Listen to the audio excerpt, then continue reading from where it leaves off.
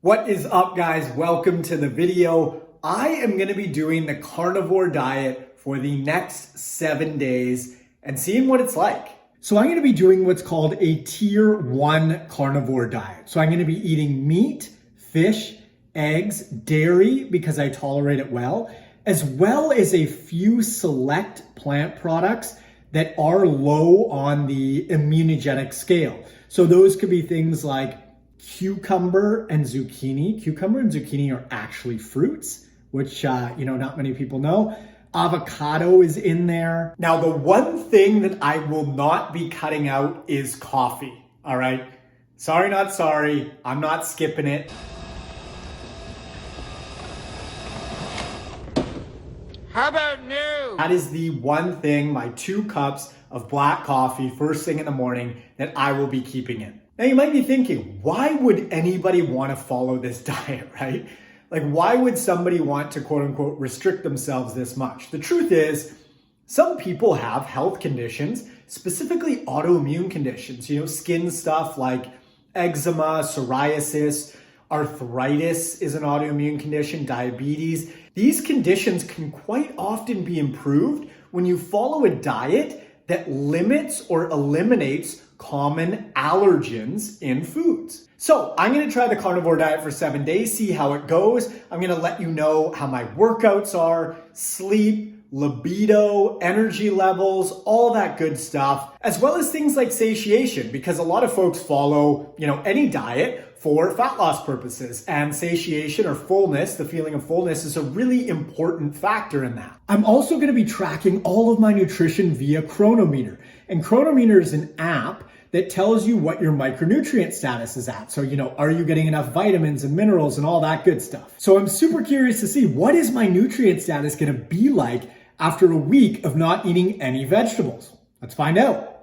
So this is where we are starting body composition wise. I would approximate I'm at a roughly 10% body fat. Got a little flex there for you. You can sort of see the abs. And we're going to compare this body composition with where we land afterwards. It's day 2, 12:30 p.m. I just got in from a fasted workout, so no food yet. I'm going to make some food in a second here. One thing that I did notice yesterday was that I was super thirsty.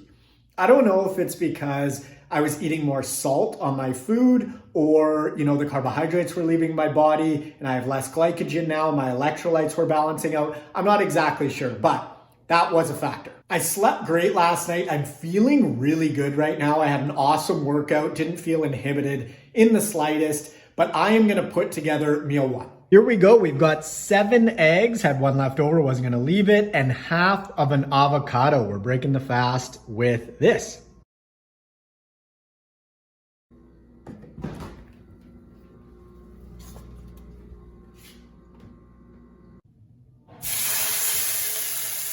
It is day 3 and I'm feeling good. It is 1:15 right now in the afternoon. I woke up really early today, woke up at like 4:45, went through my morning routine, so did 10 minutes of meditation, wrote in my journal, had a couple cups of coffee. If you're interested on how I go through my morning routine, you can check out the video here or here, one of those two, I'm not sure. Also went for a little walk on the beach, checked out sunrise.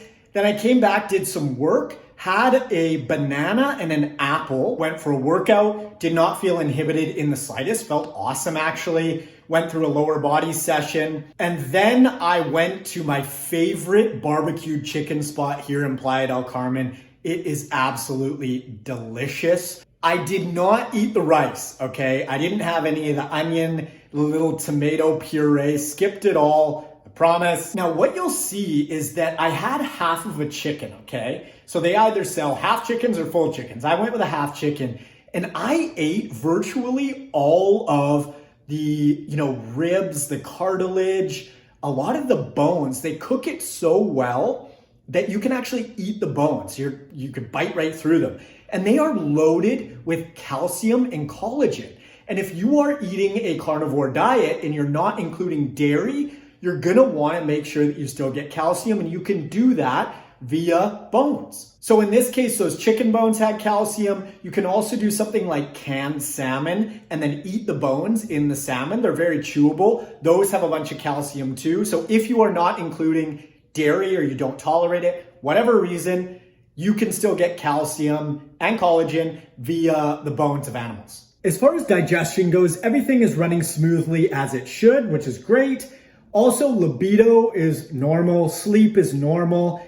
Everything is, pretty normal so far. So nothing crazy to report there. Now, yesterday I did notice that, I wasn't hungry, but I just wanted to eat. I did want a little bit more variance in my diet, but, I would have loved to have had the rice today at the chicken place, but it is what it is. Again, not so much hunger, just like the desire to have something tasty and chew. I'm sure you know what I mean.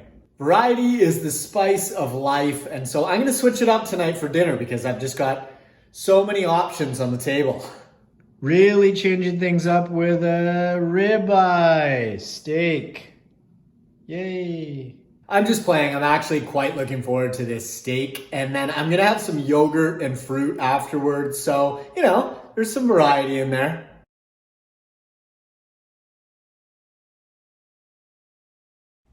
Everything continued to run really, really smoothly on day 4 as well as day 5. And you can see I've got some chicken burgers with avocado here, as well as some yogurt with papaya and banana. So these were a few meals from day 4 and 5.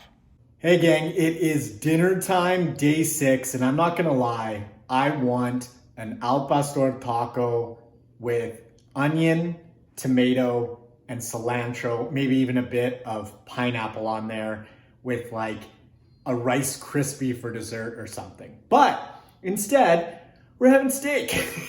And dinner is served. Ooh, look at that juiciness. I think this is probably the last steak that I'm gonna have on this challenge. Tomorrow is day 7. There's light at the end of the tunnel here. But in all seriousness, I feel awesome. I feel really good. Digestion slowed down a touch. Day 4, day 5.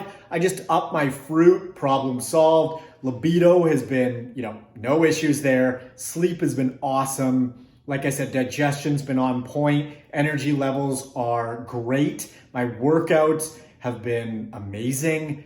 I feel really good. I still want that taco at Rice Krispie though. And course number 2 for dinner is 375 grams of plain 0% Greek yogurt with 50 grams of blueberries and 100 grams of grapes. And if you're curious, this is the Greek yogurt that I'm using. It is awesome. I'm obsessed with this stuff. Guys, it is day 7. Woo! I just got in from a solid little beach stroll. I'm having some coffee. Oh, so good. I'm still fasted right now, just having some coffee before I record a episode of the podcast. That is going to come out on Monday. I'm then going to go for a quick workout and then meet some friends, a couple of my friends at the chicken spot that you guys saw, Asadero de Pollo. Like I mentioned, I've been recording everything that I've been eating in Chronometer, so portions, and that is spitting out, vitamin and mineral status, so my nutritional status. I think you guys are going to find the information really interesting. But first, the podcast, a little bit of client work, workout, and then Asadero de Pollo for chicken. We made it. It is day 8 and I'm feeling awesome. Now, the funny thing is, it is 10:45. I had a couple cups of coffee this morning. I haven't eaten anything. And I was talking about wanting tacos and a Rice Krispie square. And the psychology around food and nutrition and diets and all that sort of stuff is fascinating because all I want right now are eggs and avocado. Now, I'm not saying that I'm not gonna have a couple tacos and maybe a Rice Krispie square or 2 later on, but as of right now, all I want is eggs and avocado. But let's get into the results, the juicy stuff. So here we've got my calorie intake over the course of the week on the left. So I averaged 2,657 calories per day, which was actually down by an average of about 500 calories per day this week versus last week. On the right, we've got my step counts for the week, which was actually up by about 2,000 per day. So a total of 14,000, 15,000 steps over the course of the week. So this should yield fat loss, which we will get to in a second. But first, let's check out my vitamin and mineral status.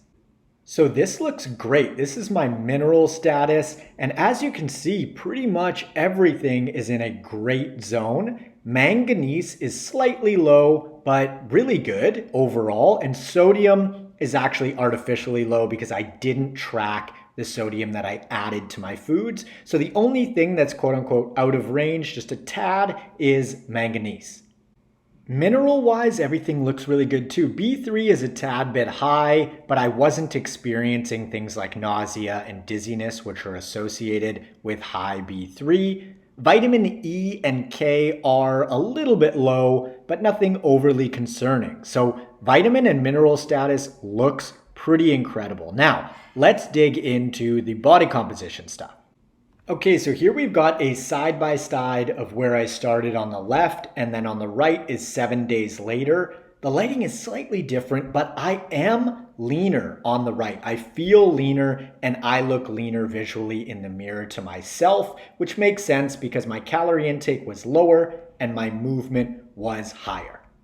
As far as my overall experience goes, energy levels, libido, digestion, sleep, workouts, all that stuff was really, really good. And as you can see, my nutrient status was so solid as well, which was, a bit of a surprise to me. I didn't think it was going to be quite that good, and probably a big surprise to you with no vegetables in my diet, right? If you liked the video, feel free to like the video. You can subscribe if you'd like to see future videos from me. And also, let me know what diet that you'd like me to try and review next. You can follow me on Instagram at N1Fitness, as well as on TikTok at the N1Fitness. I hope you liked the video. I hope you found it useful. I hope you learned something, and I will catch you on the next one. See ya.